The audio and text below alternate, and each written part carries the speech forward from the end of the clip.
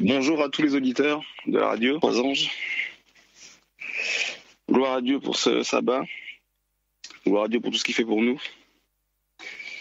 Je suis reconnaissant parce que malgré tout ce que je peux vivre aujourd'hui avec tout ce que j'entends, tout ce qui se passe, notamment avec la crise sanitaire, Dieu est toujours là et il agit pour ses enfants.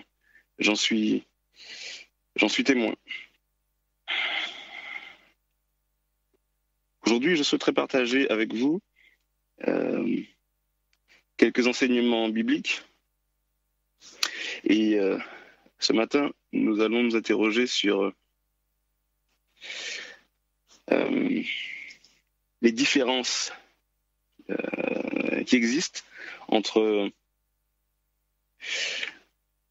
le Dieu de ce monde, comme l'appelle la Bible, dans 2 Corinthiens 4, donc Satan lui-même, et le Dieu créateur.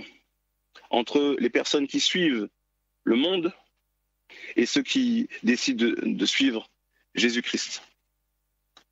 Il n'y a rien de nouveau. Je voudrais vous proposer cette étude à partir d'une histoire que nous connaissons bien, que tout le monde connaît, même ceux qui ne sont pas chrétiens. C'est l'histoire de David et de Goliath. Nous allons voir ensemble quels sont les enseignements que nous pouvons tirer de cette histoire concernant les différences qui existent, qui sont réelles entre le monde de l'idolâtrie et le monde de Dieu le Créateur, entre ce que propose l'ennemi, le Dieu de ce monde, et ce que propose le Dieu des mondes, le Dieu des univers. Alors cette histoire, elle se trouve dans 1 Samuel 17, versets 1 à 50. Vous pouvez la lire en détail. Souvent, on connaît les histoires, mais on ne fait pas attention à certains détails. Et je voudrais ce matin que nous puissions nous attarder sur certains détails de cette histoire. Alors l'histoire, vous la connaissez, c'est le peuple d'Israël qui fait face au peuple des Philistins. Et voilà que s'avance le géant Goliath et qui défie l'armée du Dieu vivant. Et il leur dit, donc à plusieurs reprises, pendant 40 jours, d'envoyer un soldat, un héros qui combatte contre lui qui est un géant. Et donc la Bible dit que l'armée a pris peur, que le roi Saül lui-même avait peur. Saül qui a été choisi par Dieu lui-même comme roi, Saül qui a donc bénéficié de la bénédiction de Dieu, Saül qui a eu l'occasion de mener des batailles et de les remporter avec l'aide de son Dieu. Aujourd'hui, Saül a peur. Et c'est donc un jeune berger, un enfant, qui va venir prendre la place des soldats et combattre Goliath. Alors, attendons-nous un petit peu sur ce géant Goliath. La Bible dit que Goliath mesurait 6 coudées et un empan. Une coudée, ça équivaut à 0,4572 mètres. Donc, on va dire un peu moins de 50 cm. Ça, c'est une coudée. Un empan, c'est 0,2286 mètres. Donc, un peu plus de 22 cm. Et donc, 6 coudées et un empan, en faisant le calcul, ça fait près de 3 mètres. Pour être précis, 2,98 m. L'homme le plus grand du monde ayant été recensé est Robert Wadlow, un Américain né en 1918 et mort en 1940. Il mesurait 2,72 m. 2,72 m. Goliath, lui, mesurait 2,97 m. La Bible dit que le poids de l'armure de Goliath pesait 5000 cycles d'airain. Un cycle, c'est, on va faire un peu de maths, hein, c'est 0,0114 kg. Et donc, en faisant le calcul, 5000 cycles d'airain équivaut à 57 kilos. L'armure que portait Goliath pesait 57 kilos. Je me rappelle quand j'étais à l'armée, quand on partait en randonnée, on avait un pactage, donc un gros sac, qui pouvait peser jusqu'à 30-35 kilos. Ça, c'était un sac. L'armure, donc la protection que portait Goliath pesait 57 kilos. La Bible dit que le poids de la lance de Goliath pesait 600 cycles de fer. 600 cycles de fer, ça équivaut à 6 kilos 840 grammes. Ça, c'est le poids de la lance. Et c'est un outil, hein, donc c'est l'une des armes donc, que portait Goliath. Donc c'est l'arme qu'il maniait. Il maniait une lance de plus de 6 kilos. La Bible dit que sa lance était comme un ensouple. L'ensouple du tisserand. Alors, une ensouple, c'est un rouleau, une sorte de grosse bobine sur laquelle le tisserand monte la chaîne d'un tissu pour alimenter le métier et faire la toile. Bref, c'est une poutre. Je suis allé voir sur Internet, c'est une véritable poutre. Donc la lance de Goliath, c'était une poutre. Et la Bible dit que qu'il avait besoin de quelqu'un qui portait son bouclier. Donc cette description est faite vraiment pour nous montrer à quel point cet adversaire, Goliath, n'était pas un plaisantin. C'est un soldat aux qualités exceptionnelles, super entraîné. Le gars, c'est un monstre, un bodybuilder, une véritable machine à tuer. Face au défi lancé par ce géant, comment les soldats de Saül réagissent-ils? Mais ça, on le voit dans 1 Samuel 17, au verset 11. Saül et tout Israël entendirent ces paroles du Philistin. Ils furent effrayés et saisis d'une grande crainte. Alors moi, j'aime beaucoup le langage châtié et retenu de la Bible. Ils furent effrayés et saisis d'une grande crainte. Aujourd'hui, certains diraient qu'ils ont eu les chocottes, ils ont eu les foies, ils ont flippé. On pourrait dire que c'était des poltrons, certains diront ils ont eu la peur de leur vie. Rendez-vous compte, la Bible dit, donc dans 1 Samuel 17, verset 16, que le Philistin s'avançait matin et soir et il se présenta pendant 40 jours. Imaginez ce colosse impressionnant qui se présente devant vous et vous défie ouvertement. Pas pendant 4 minutes, hein. Pas pendant 40 minutes, ni même pendant 4 heures. Non, Goliath se présentait 2 fois par jour pendant 40 jours. Je crois qu'il y a a priori de quoi avoir peur, n'est-ce pas? Mais pourquoi avoir peur? Pourquoi Saül et l'armée tout entière ont-ils eu si peur alors que nous connaissons l'histoire? David, lui, n'a pas du tout eu peur.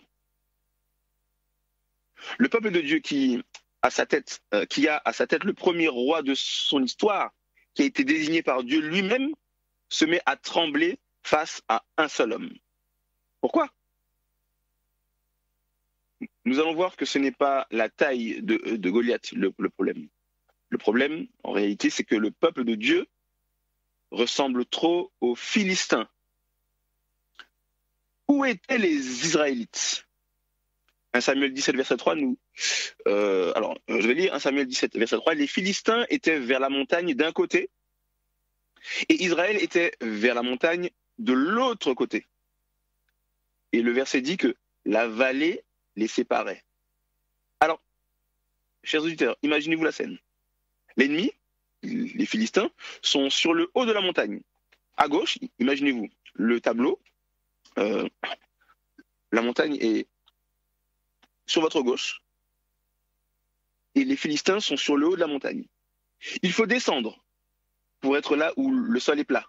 Et quand on remonte du côté droit, en haut de la montagne, c'est là que sont les Israélites. Ils sont l'un en face de l'autre. La Bible dit que la vallée les séparait. La vallée, c'est l'espèce de plateau qui se situe entre les deux montagnes. Donc si nous prenons 1 Samuel 15, versets 4 à 5, il s'agit d'un épisode qui précède celui dont on est en train de parler, c'est la guerre contre les Amalécites. Donc 1 Samuel 15, versets 4 à 5, nous lisons « Saül convoqua le peuple et en fit la revue à Télaïm. Il y avait 200 000 hommes de pied et 10 000 hommes de Juda. Saül marcha jusqu'à la ville d'Amalek et mit une embuscade dans la vallée. » Il a mis une embuscade où? Dans la vallée. Mais oui, pour pouvoir se battre, il faut descendre sur le champ de bataille. Il faut descendre dans la vallée pour combattre. Au sommet de la montagne, on est à l'aise. On n'est pas confronté aux autres, aux problèmes de la vie. Au sommet de la montagne, on ne se mouille pas trop. Et donc, on ne travaille pas pour son salut. Dans la vallée, on se bat contre le péché. Dans la vallée, on se bat contre les tentations. Dans la vallée, on se bat contre tout ce qui n'honore pas Dieu. Dans la vallée, on se bat pour avoir la foi en un Dieu qu'on ne voit pas. Dans la vallée, on se bat contre le mensonge. On se bat contre la pornographie. Dans la vallée, on se bat contre nos péchés mignons. Dans la vallée, on se bat pour changer notre caractère.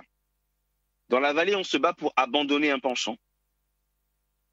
Mais si vous restez en haut de votre montagne, comment l'ennemi, si vous restez en haut de votre montagne comme l'ennemi, il n'y aura jamais de combat. Et c'est là le problème. Israël a imité les Philistins.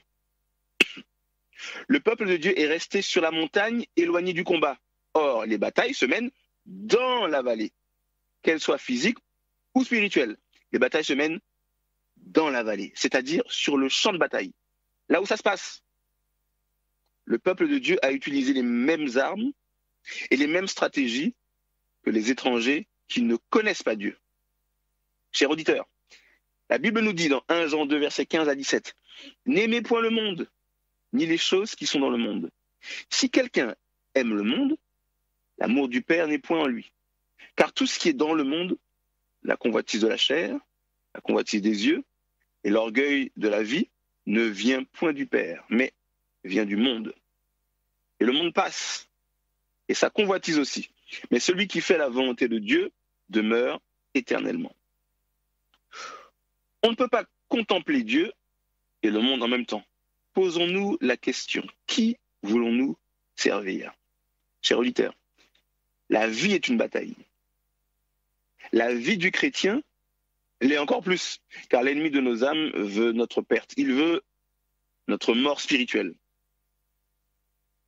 Il met à notre disposition toutes sortes de perturbations, toutes sortes de distractions, toutes sortes de problèmes, de difficultés, de tristesse, de maladies et autres, pour nous défocaliser de notre besoin de relation avec Dieu. Il nous faut donc combattre, non pas avec les armes du monde, non pas en imitant les pratiques du monde, mais avec les armes que Dieu nous donne. Mais ça, nous y reviendrons. Le combat donc se mène premièrement dans la vallée. C'est là que ça se passe. Et Saül le sait très bien, on l'a lu dans 1 Samuel 15, versets 4 à 5, il a déjà eu l'occasion de combattre. Il sait qu'il faut descendre dans la vallée pour mener le combat, mais il a peur. Pourquoi? Pourquoi Saül a-t-il peur? Pour ceux qui connaissent l'histoire, Saül a été rejeté par Dieu, car il a désobéi à Dieu. Lors justement de la bataille contre les Amalécites, donc dans Samuel 15, Saül devait tout détruire. C'est l'ordre que Dieu lui avait donné. Mais il ne l'a pas fait. Il a gardé du bétail pour faire des sacrifices alors que l'ordre de Dieu était clair. Il devait tout détruire. La Bible dit, dans 1 Samuel 15, verset 23, que Saül a rejeté la parole de l'Éternel et que par conséquent, l'Éternel le rejette comme roi. Saül sait que Dieu l'a rejeté comme roi. Donc il n'est pas tranquille, il a peur.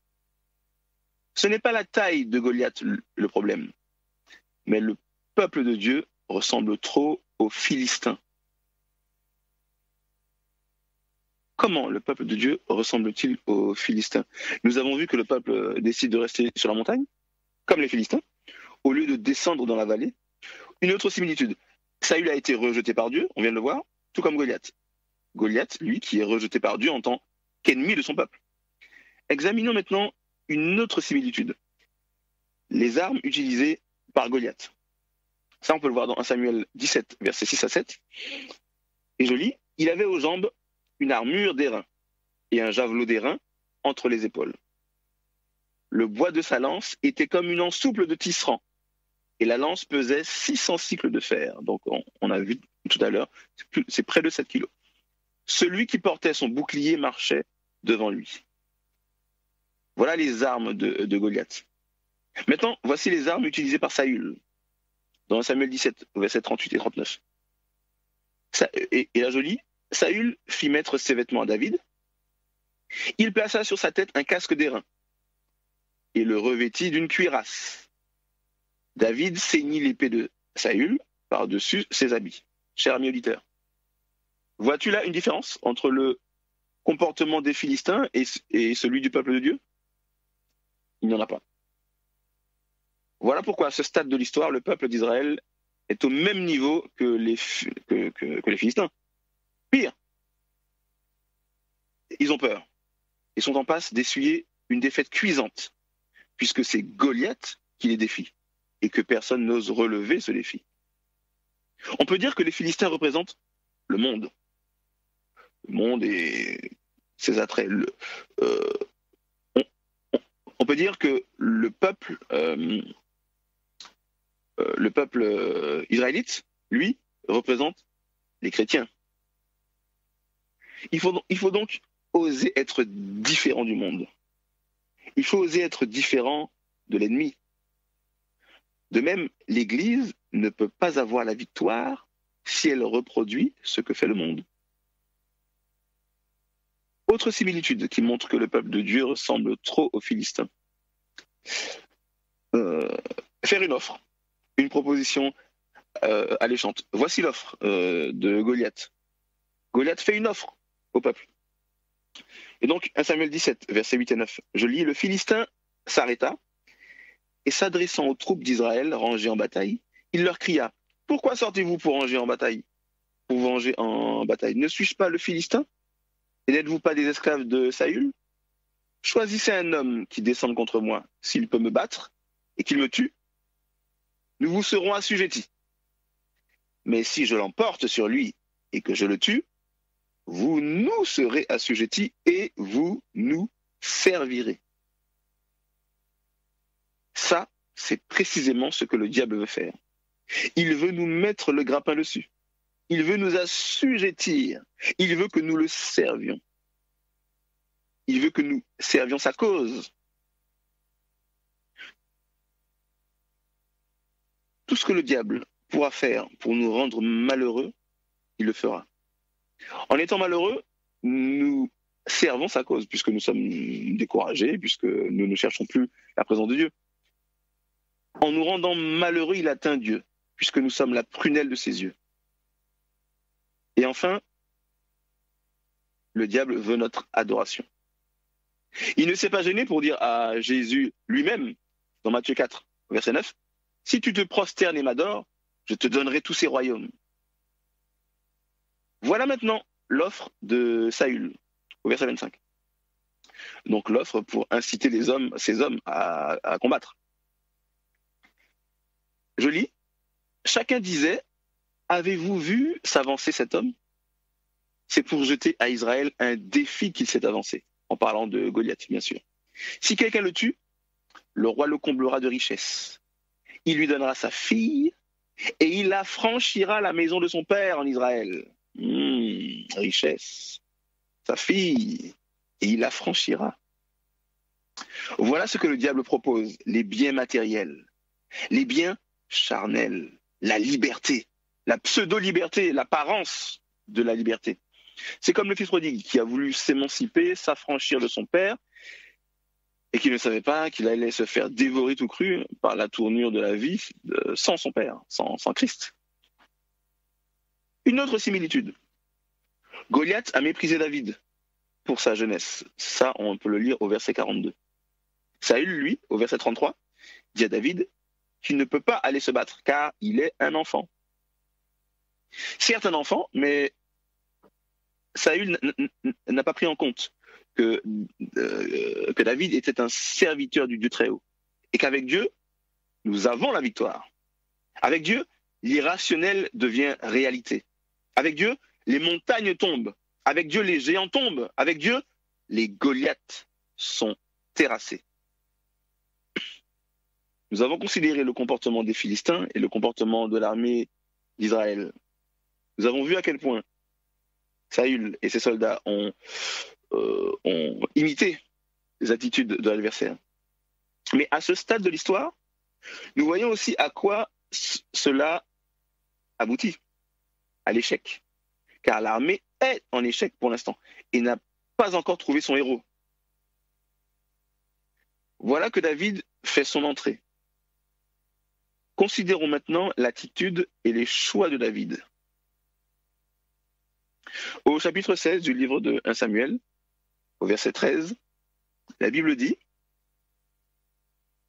donc 1 Samuel 16, verset 13, « L'Esprit de l'Éternel saisit David à partir de ce jour et dans la suite. » Ça, c'est le jour où Samuel l'a oint roi. L'Esprit de l'Éternel saisit David à partir de ce jour et dans la suite. Au verset 1er du même chapitre, on voit que Dieu a rejeté Saül. Dieu a rejeté Saül à cause de sa désobéissance. David, de son côté, est un enfant obéissant. À plusieurs reprises, on voit qu'il obtempère et répond favorablement aux injonctions de son père. Dans 1 Samuel 16, verset 11, on peut lire que son père l'envoie chercher et David vient docilement. À Samuel 16, verset 20, David apporte au roi ce que son père lui demande. À Samuel 17, verset 15, David fait paître les brebis de son père.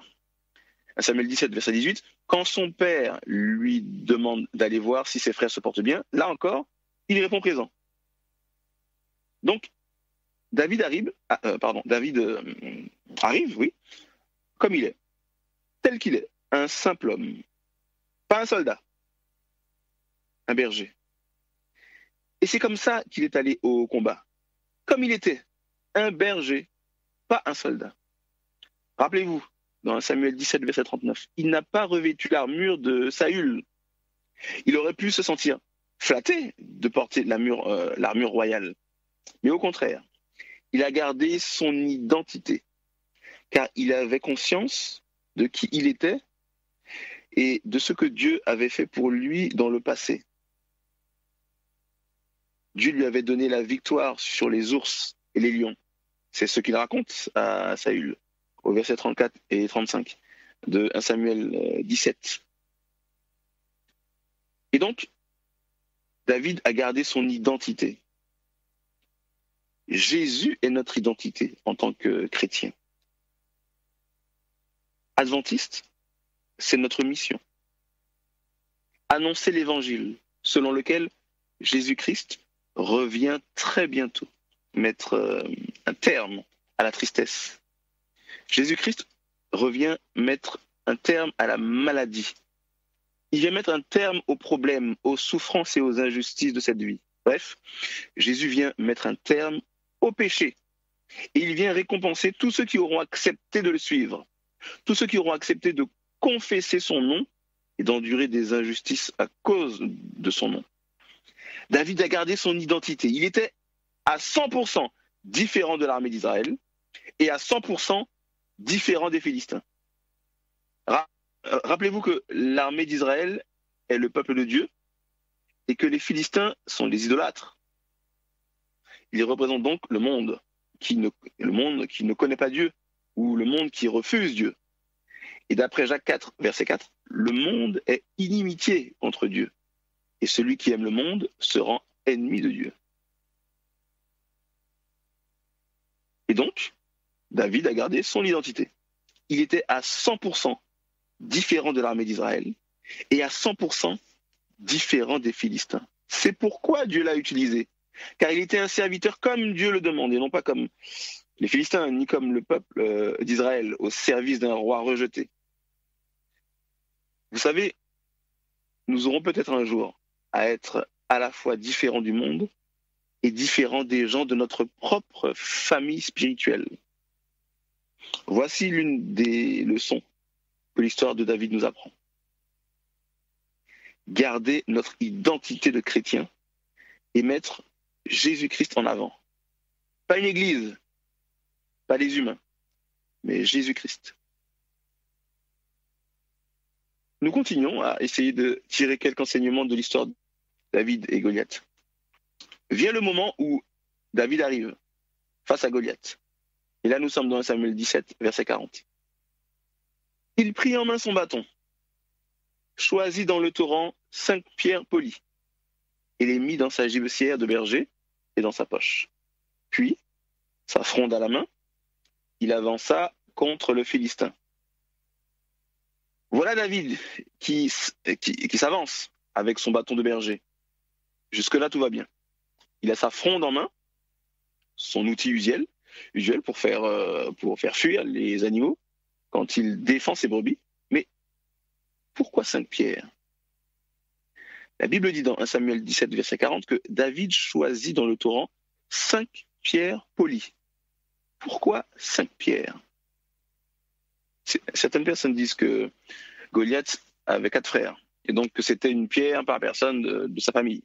D'autres disent que c'était pour avoir une réserve au cas où il manquerait sa cible. Bon, ces explications peuvent nous paraître logiques.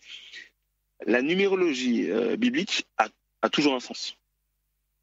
Quand la Bible précise un nombre, ce n'est jamais par hasard. Ici, nous parlons d'armes spirituelles. Alors, pourquoi 5 pierres? En voyant David, que fait Goliath? 1 Samuel 17, versets 42 à 44. Le Philistin regarda, et lorsqu'il aperçut David, il le méprisa, ne voyant en lui qu'un enfant blond et d'une belle figure.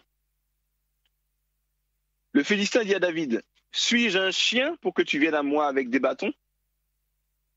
Et après l'avoir maudit par ses dieux, il ajouta, « Viens vers moi, et je donnerai ta chair aux oiseaux du ciel et aux bêtes des champs. » Que se passe-t-il ici, cher auditeur? La Bible dit que Goliath maudit David par ses dieux. Et vous allez voir que la réponse de David doit nous interpeller. 1 Samuel 17, versets 45 à 47. Voici la réponse de David. David dit aux Philistins, « Tu marches contre moi avec l'épée, la lance et le javelot. Et moi, je marche contre toi au nom de l'Éternel des armées, du Dieu de l'armée d'Israël que tu as insulté. Aujourd'hui, l'Éternel te délivrera entre mes mains. Je t'abattrai et je te couperai la tête. Aujourd'hui, je donnerai les cadavres du camp des Philistins aux oiseaux du ciel et aux animaux de la terre. Et toute la terre saura que Israël a un Dieu. Et toute cette multitude saura que ce n'est ni par l'épée, ni par la lance que l'Éternel sauve, car la victoire appartient à l'Éternel. Amen. Et il vous livre entre nos mains. Goliath maudit par ses dieux, et David répond par son Dieu. Alors là, ce n'est plus un combat physique. Nous n'avons plus affaire à 2 hommes qui vont s'affronter. Nous n'avons plus affaire à une nation contre une autre nation. Maintenant, c'est devenu un combat spirituel. Une lutte contre 2 camps de divinités différentes. Un combat à mort pour l'honneur de 2 dieux différents. 2 divinités, celle des Philistins et l'Éternel, le seul vrai Dieu. Et là, je pense à plusieurs situations où il a été question de bataille entre une divinité quelconque et le créateur de toutes choses. Je pense à l'épisode d'Élie contre les 400 prophètes de Baal, où les prophètes ont été humiliés et finalement massacrés, puisqu'il a été manifeste que les prophètes de Baal adorait un Dieu qui n'existe pas, puisque c'est le Dieu du ciel qui s'est manifesté en brûlant l'Holocauste qui était mouillé, trempé. Je pense au serpent de Moïse et ceux de Pharaon. Un serpent de Moïse contre deux de Pharaon, et là, le serpent a pris le dessus et a avalé les deux serpents de Pharaon. Je pense à Jésus lui-même et l'épisode où Satan vient le tenter. Et plein d'autres situations où à chaque fois, il a été manifesté que le combat opposait des forces spirituelles en présence et donc des divinités qui ont osé défier Dieu. Et à chaque fois, ça a été une défaite cuisante pour ceux qui osaient défier Dieu. Deux divinités, celle des Philistins et l'Éternel, le seul vrai Dieu. Donc, David allait prendre des armes divines. Si c'est Dieu qui combat, il n'y a qu'une seule arme d'attaque. D'après Éphésiens 6, verset 17. C'est l'épée de l'esprit qui est la parole de Dieu. Alors nous cherchons à savoir pourquoi David a pris 5 pierres. Si c'est Dieu qui combat, il n'y a qu'une seule arme d'attaque. On peut voir ça dans Éphésiens 6, verset 17. C'est l'épée. La seule arme d'attaque qui est proposée, c'est l'épée de l'esprit, qui est la parole de Dieu. À l'époque de David, la seule parole de Dieu qui existait, c'était la Torah, le Pentateuque de notre Bible aujourd'hui. Donc les 5 premiers livres, la Genèse, l'Exode, Lévitique, Nombre, Deutéronome. Alors que les Philistins utilisent les armes humaines, David, lui, utilise des pierres. De même que Dieu a gravé sa parole sur des pierres. Et voilà l'interprétation que nous vous proposons, chers auditeurs. Interprétation qui est aussi partagée par les Juifs. David a choisi 5 pierres qui représentent les 5 livres de Moïse. Ces 5 livres étaient la seule parole de Dieu qui existait à l'époque. Donc, le message que David avait pour son peuple, c'est que Dieu se bat toujours avec sa parole. L'arme de Dieu, c'est sa parole qui a été incarnée par Jésus. Jésus lui-même a eu l'occasion de dire à Satan, il est écrit, à 3 reprises, il est écrit, pour avoir la victoire dans la vallée, il faut donc combattre avec la parole de Dieu, comme Jésus. Il est écrit. Dieu crée avec sa parole. Dieu guérit avec sa parole. Dieu bénit avec sa parole. Dieu recrée avec sa parole. Dieu ressuscite avec sa parole. Si Dieu agit avec sa parole, si Dieu combat par sa parole, alors j'ai une question pour toi, cher auditeur. Quelle importance accordes-tu à la parole de Dieu? Quelle importance accordes-tu à cette parole dans tes études? Quelle importance accordes-tu à la parole de Dieu dans tes méditations? Marches-tu avec la Bible dans ton quotidien? Mémorises-tu la parole de Dieu? La parole de Dieu est-elle au centre de ton foyer? Au verset 46, David considère qu'avec Dieu, la victoire est totale. Goliath a dit, je vais te tuer. David lui répond, je te tuerai toi et tous les Philistins. Et au verset 9, Goliath fait une offre. Celui qui perd sera l'esclave de l'autre. Et en voyant David, il pense que ça y est, Israël a accepté mon offre. Mais David n'a que faire de l'offre du Philistin. David voulait faire passer un message. Je ne suis pas là pour accepter ton offre, mais je viens au nom de Dieu pour accomplir l'œuvre de Dieu. Nous n'avons rien en commun. Quand Dieu donne la délivrance, elle n'est pas partielle, elle est totale. La délivrance sur la croix est-elle partielle? Bien sûr que non. Jésus a-t-il dit qu'il est venu pour que ses brebis aient la vie et qu'elles soient dans l'abondance? Oui, dans Jean 10, verset 10. Le message pour nous est que nous devons, ou plutôt, nous ne devons pas nous satisfaire de la destruction des Goliaths de notre vie. Quand on a une victoire, on est content. Mais combien de petits Philistins avons-nous derrière? Dieu a fait ceci pour moi, Dieu a fait cela pour moi. C'est bien, mais combien de petits Philistins sont là derrière? Les Goliaths de notre vie, ce sont les choses visibles, les choses apparentes, les choses flagrantes. Mais les petits Philistins qui sont derrière, ce sont nos petits péchés mignons, nos petits péchés cachés. Ce sont les choses que les autres ne peuvent pas voir. Les autres ne peuvent pas voir ce que je regarde chez moi à la télévision. Les autres ne peuvent pas voir ce que je fais derrière mon ordinateur. Les autres ne peuvent pas entendre ce que j'écoute comme musique à la radio, dans ma voiture. Par contre, si je me balade avec une femme qui n'est pas la mienne, c'est trop flagrant, tout le monde le verra. Et donc, il fallait tuer Goliath, mais également tous les Philistins. Et c'est là que le combat spirituel devient sérieux. Si on demande à Dieu d'enlever le péché en nous, il ne peut pas rester le petit péché. Tout doit disparaître. Tout.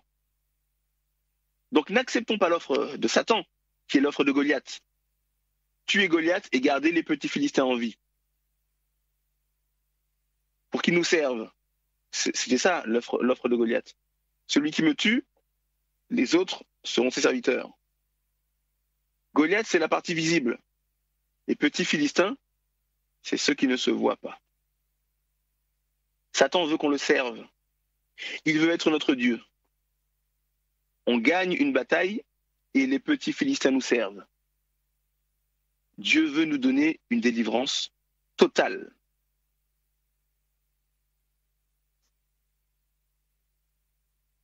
Le texte dit, au verset 49 à 50, que David a tué Goliath avec la première pierre.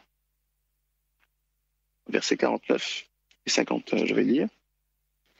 Il mit la main dans sa gibecière, il prit une pierre et la lança avec sa fronde. Il frappa le Philistin au front et la pierre s'enfonça dans le front du Philistin, qui tomba le visage contre terre.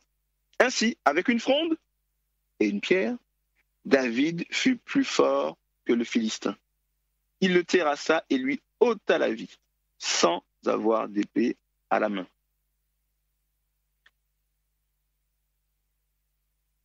La première pierre, c'est le premier livre. Le premier livre, c'est la Genèse. Dès la Genèse, Dieu a vaincu Satan, totalement. Qu'est-ce qu'il dit dans Genèse 3, verset 15 ? Quand l'homme et la femme ont péché, Dieu dit au serpent, qui est le diable, « Je mettrai inimitié entre toi et la femme, entre ta postérité et sa postérité. Celle-ci t'écrasera à la tête, et toi, tu lui blesseras le talon. » Ce jour historique, où un jeune garçon blond remporta une victoire fracassante, fut pour Satan comme un rappel que dès le commencement, la victoire a déjà été remportée. La victoire est déjà remportée. Tu as perdu, Satan. Ta sentence arrivera avec la venue de Jésus et sa victoire à la croix. Et ça n'a pas manqué.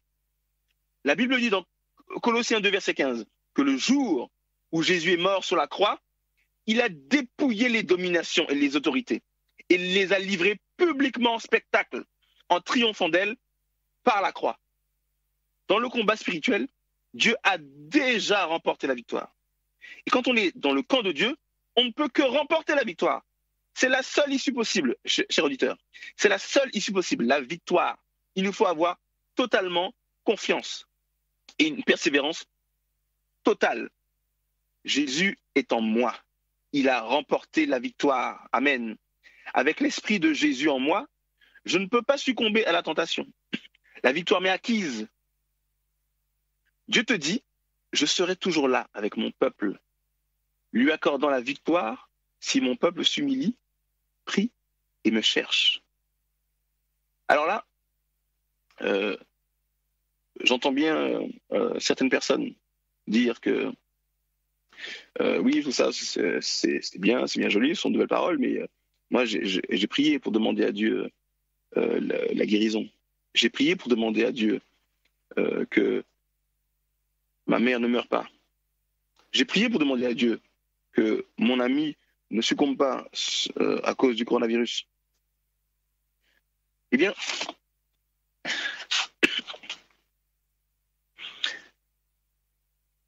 la réponse que j'aimerais faire à ces personnes qui pourraient a priori avoir des raisons de douter, j'ai moi-même eu l'occasion de douter.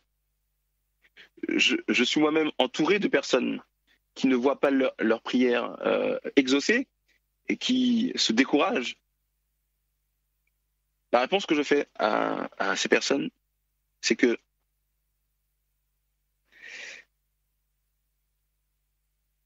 savez-vous ce qu'il y a de plus puissant que la guérison d'une personne? Savez-vous ce qu'il y a de plus puissant que la guérison que Dieu peut accorder à une personne?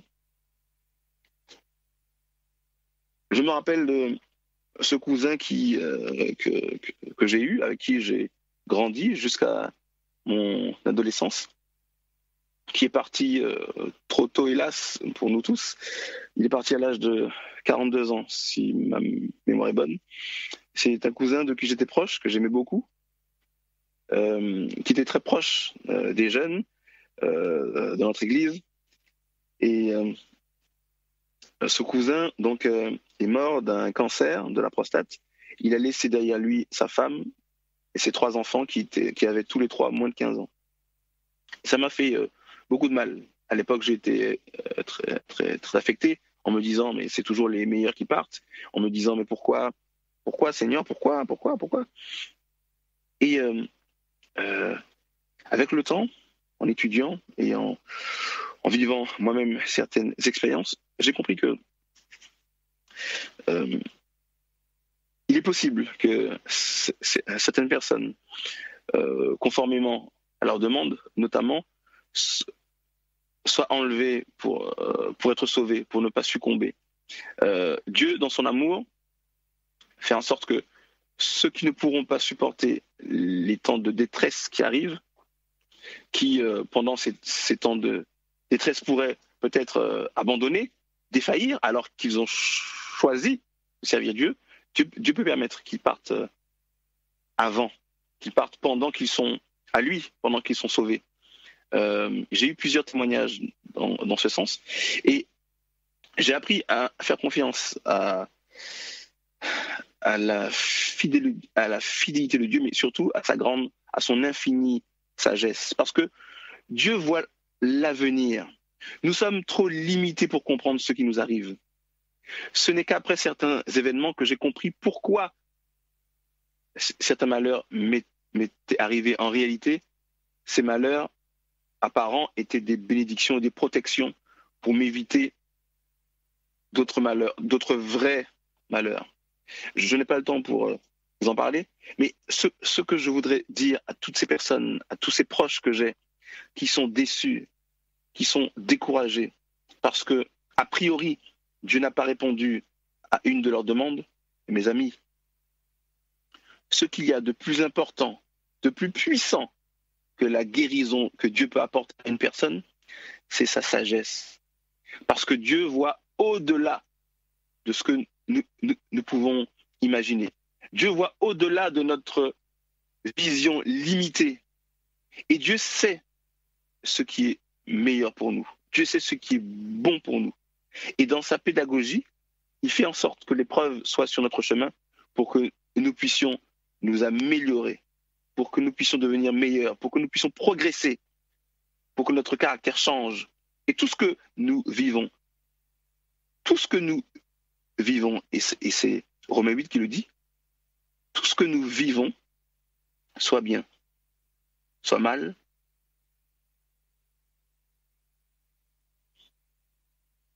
a pour but notre formation, notre transformation, notre édification. Et donc tout participe à notre formation dans notre vie ici sur Terre. Si nous tenons fermement la parole de Dieu, si nous nous séparons du monde, si nous laissons la montagne et que nous descendons dans la vallée, Dieu par sa parole nous donnera la victoire sur l'ennemi. Il écrasera la tête de Satan par notre intermédiaire. Oui, mes amis, voilà le message que Dieu a pour toi, cher auditeur. Descends dans la vallée. Ne reste pas sur la montagne. Sur la montagne, tu es bien, mais tu as une paix relative. Parce que tu n'es pas confronté à la réalité du terrain. Tu n'es pas confronté à l'autre. Tu n'es pas confronté aux situations délicates, dangereuses, qui ont pour but de te transformer, de changer ton caractère, de t'améliorer, de participer au travail de la sanctification. C'est-à-dire le fait d'être de plus en plus saint, de plus en plus proche de Dieu. Et c'est ce que Dieu veut pour nous. Il veut que notre relation avec lui soit forte, intime. Voilà ce qui va nous sauver. Notre intimité avec Dieu. Descendons dans la vallée et saisissons comme David la parole de Dieu. L'épée qui tranche, l'épée qui blesse, l'épée qui tue. L'épée de l'esprit, la parole de Dieu. Dieu combat par sa parole. Prions. Seigneur, Dieu des cieux, Père éternel, toi qui es au-dessus de tout, toi qui as créé toutes choses, toi qui es Dieu, toi qui es l'éternel, notre Dieu, nous venons à tes pieds remplis de reconnaissance. Mais nous venons aussi à tes pieds chargés de toutes nos détresses, de toutes nos tristesses, de toutes nos déceptions. Et tu dis dans ta parole de venir à toi avec nos charges, de venir à toi avec nos déceptions, de venir à toi avec nos détresses et de déposer tout ça à tes pieds et de revêtir ton joug, parce que ton joug est doux, facile. Seigneur, prends-nous tels que nous sommes. Prends-nous avec nos faiblesses, prends-nous avec nos tares et transforme-nous, Seigneur. Aide-nous à accepter la purification. Aide-nous à te faire confiance, quelle que soit la situation, Seigneur. Aide-nous à nous appuyer sur ton immense, ton infinie sagesse. Aide-nous à accepter ta volonté, Seigneur, parce que c'est ce qu'il y a de meilleur pour nous. Au final, être dans ton plan, dans ta volonté. Je te prie, Seigneur, pour toutes les personnes qui sont à l'écoute. Je te prie pour toutes les personnes qui te prient, qui s'accrochent à toi, Seigneur. Je te prie pour toutes les personnes qui ont une déception et qui ne croient plus en toi, qui sont dans le doute. Seigneur, je te prie pour que ton Esprit Saint les pénètre, que ton Esprit Saint nous saisisse comme il a saisi David et qu'il soit avec nous dans la suite, comme pour David. Oui, Seigneur, nous vivons des temps délicats, des temps difficiles, mais tu as promis que tu seras avec nous tous les jours jusqu'à la fin du monde. Et Paul dit que c'est celui qui persévère jusqu'à la fin qui sera sauvé. Quelle est belle, quelle est immense, quelle est douce cette récompense que tu as préparée pour nous. Ne permets pas, Seigneur, qu'aucun de nous n'en soit privé. Bénis le peuple de la radio RTA. Bénis ton peuple, Seigneur, et que ton peuple utilise tes armes, que ton peuple cherche à t'imiter toi et non pas le monde. Toi, le seul vrai Dieu. Toi qui as les paroles de la vie. Que toute gloire te revienne, Seigneur, Que ta bénédiction en abondance soit sur tes enfants. Que le sang de Jésus-Christ soit appliqué sur tes enfants, Seigneur. Le sang de Jésus-Christ qui sauve. Le sang de Jésus-Christ qui purifie. Le sang de Jésus-Christ qui lave. Le sang de Jésus-Christ qui blanchit, Seigneur. Qui soit appliqué sur chacun d'entre nous. Et que toute gloire te revienne au siècle des siècles. Au nom de ton Fils Jésus-Christ, le Saint de Dieu, le Fils du Dieu vivant. Amen. Bon sabbat à tous.